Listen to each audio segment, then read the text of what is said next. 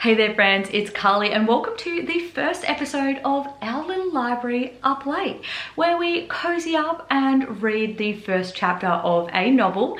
Tonight we have the TikTok sensation, The Pumpkin Spice Café by Laurie Gilmore. So get in some cozies, grab yourself a cuppa or another cozy beverage and let's get into the reading. Jeanie Ellis had never killed a man before, but tonight might be the night. Desperate times and all, she clutched a baseball bat tighter in her fist and crept down the rickety back staircase. She hadn't slept in 3 nights, not since moving into the apartment above her aunt's cafe. Well, her cafe, technically. Jeanie was officially the new owner of the Pumpkin Spice Café, her Aunt Dot's pride and joy, until exactly 2 weeks ago when the older woman announced she was retiring and taking off for the Caribbean for a few weeks to work on her tan. Apparently, Dot could think of no one better to take over her beloved cafe than her favourite and only, as Jeanie pointed out, niece. An idea that now seemed completely absurd as Jeanie tiptoed off the last step prepared for battle. Every night she'd heard strange noises, scritchy scratchy type noises with the occasional clangy bangy type noise. At first she tried to chalk it up to the wind or maybe an animal scurrying through the back alley. She absolutely refused to let her mind take off down a path to the worst case scenario like she usually did. She would not allow herself to imagine an escaped serial killer creeping up her back steps. That banging was definitely not an armed robber, here to take the meagre change her aunt kept in the cash register. Jeanie was starting fresh. Jeanie was a new woman. The quaint seaside town of Dream Harbour and its inhabitants knew nothing about her, and she planned to take full advantage of that. A shuffling noise at the back door caught her attention. She would take full advantage of her new life, new journey plan as soon as she figured out what was keeping her up at night. No one could live a laid-back, quaint, small-town life with a murderer outside their back door. That was just logical. She choked up on the bat and crossed the small hallway between the stairs and the door that led to the alley behind the cafe, although alley wasn't quite the right word for it. Alley conjured images of overflowing trash cans and scurrying rats, but Jeanie wasn't in Boston anymore. She was in Dream Harbour, which she was convinced someone must have actually dreamed up. It was far too idyllic to have sprung up naturally. No, the space behind the cafe and the other businesses on Main Street was more like its own little side street, with room for delivery trucks and tidy trash bins. She'd never even seen some of the other shop owners taking breaks and chit-chatting back there during the day. Not that she'd talked to anyone yet. She wasn't quite ready for that, being the new kid. Jeanie shook her head. Her thoughts were way off track and she was about to be potentially murdered. Alley or not, whatever was out there was keeping her awake, and after 3 nights without sleep, she was barely holding it together. She rested the bat on her shoulder and reached for the doorknob. It was nearly dawn, and a weak grey light seeped through the window over the door. Oh, good, Jeanie thought vaguely. At least I'll be able to see my attacker before I die. With the less than pleasant thought in her head, not at all the positive new persona she was shooting for, she yanked open the door and came face to face with a crate of small pumpkins. Gourds? It didn't matter, because before Jeanie could get her produce names sorted out, a giant man was holding the crate of small pumpkins spoke. Or at least he made a gruff, startled noise that reminded Jeanie that she was currently holding a baseball bat in a very aggressive manner.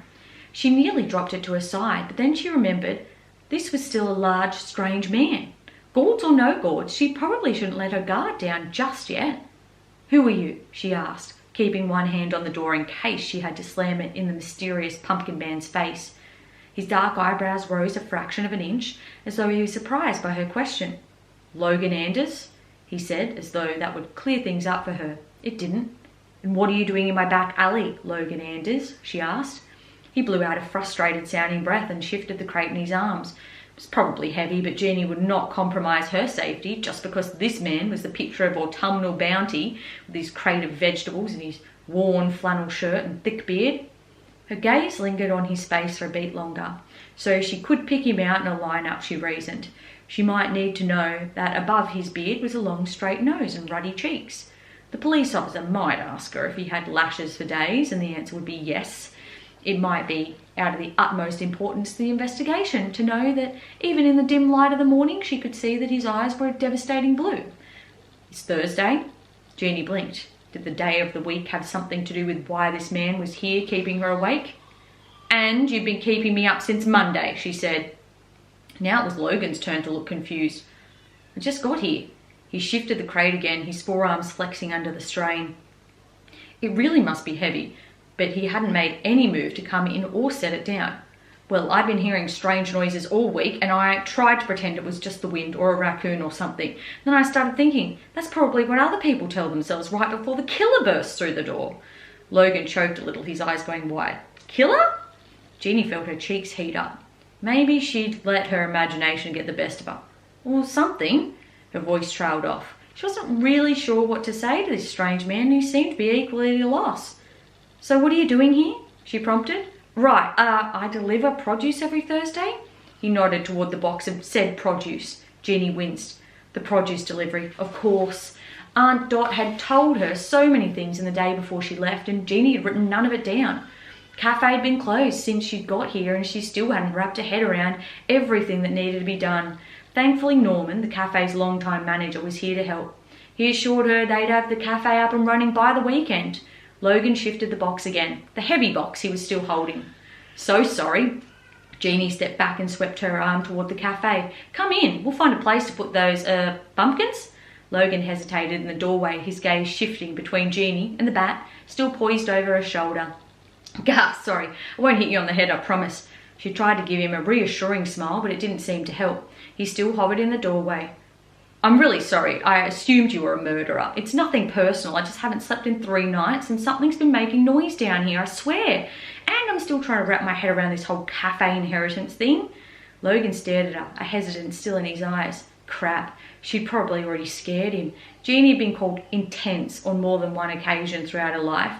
She was pretty sure it was even on a report card or two. It was something she was trying to work on, part of her new Jeanie persona. Less talking, less overthinking, less intensity.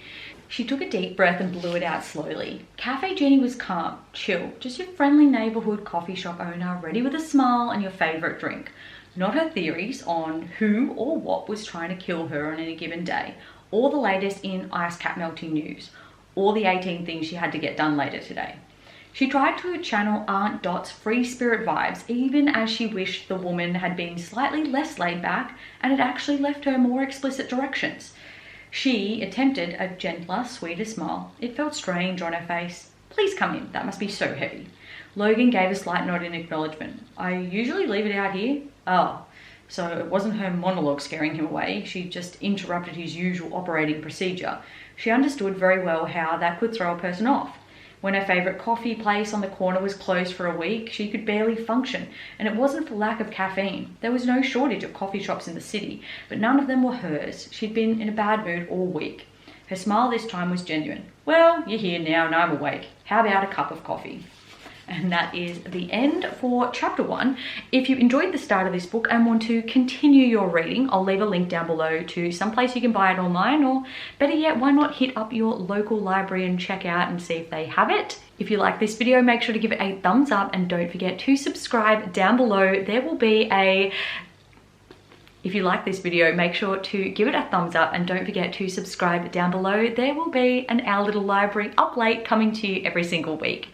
With that being said, I hope you guys have a fantastic rest of your night and I'll see you all in the next video. Bye guys.